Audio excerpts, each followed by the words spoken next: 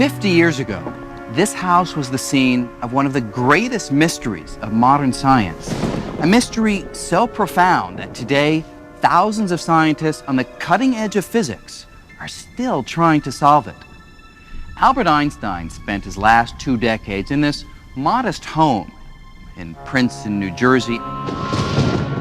And in his second-floor study, Einstein relentlessly sought a single theory, so powerful it would describe all the workings of the universe. Even as he neared the end of his life, Einstein kept a notepad close at hand, furiously trying to come up with the equations for what would come to be known as the theory of everything. Convinced he was on the verge of the most important discovery in the history of science, Einstein ran out of time, his dream unfulfilled. Now, almost a half-century later, Einstein's goal of unification, combining all the laws of the universe in one all-encompassing theory, has become the holy grail of modern physics. And we think we may at last achieve Einstein's dream with a new and radical set of ideas called string theory. But if this revolutionary theory is right, we are in for quite a shock. String theory says we may be living in a universe where reality meets science fiction.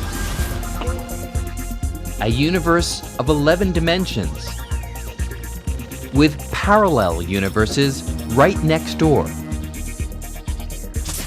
An elegant universe composed entirely of the music of strings.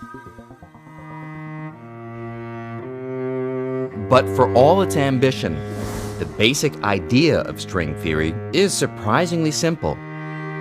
It says that everything in the universe, from the tiniest particle to the most distant star, is made from one kind of ingredient: unimaginably small, vibrating strands of energy called strings.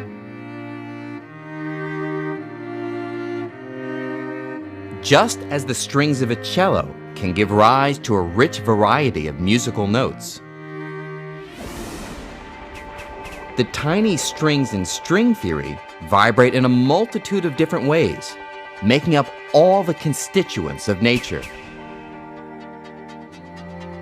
In other words, the universe is like a grand cosmic symphony, resonating with all the various notes these tiny, vibrating strands of energy can play. String theory is still in its infancy, but it's already revealing a radically new picture of the universe, one that is both strange and beautiful. But what makes us think we can understand all the complexity of the universe, let alone reduce it to a single theory of everything? We have r mu nu minus a half g mu nu r, you remember how this goes, equals 8 pi g t mu nu. Comes from varying the Einstein-Hilbert action, we get the field equations, and this term, you remember what this is called? No, that's the scalar curvature. This is the Ricci tensor. Have you been studying this at all? No matter how hard you try, you can't teach physics to a dog. Their brains just aren't wired to grasp it. But what about us? How do we know that we're wired to comprehend the deepest laws of the universe? Well, physicists today are confident that we are. And we're picking up where Einstein left off in his quest for unification. Unification would be the formulation of a law that describes perhaps everything in the known universe from one single idea, one master equation. And we think that there might be this master equation because throughout the course of the last 200 years or so, our understanding of the universe has given us a variety of explanations that are all pointing towards one spot. They seem to all be converging on one nugget of an idea that we're still trying to find.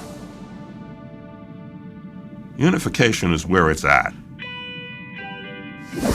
Unification is what we're trying to accomplish. The whole aim of fundamental physics is to see more and more of the world's phenomena in terms of fewer and fewer and simpler principles.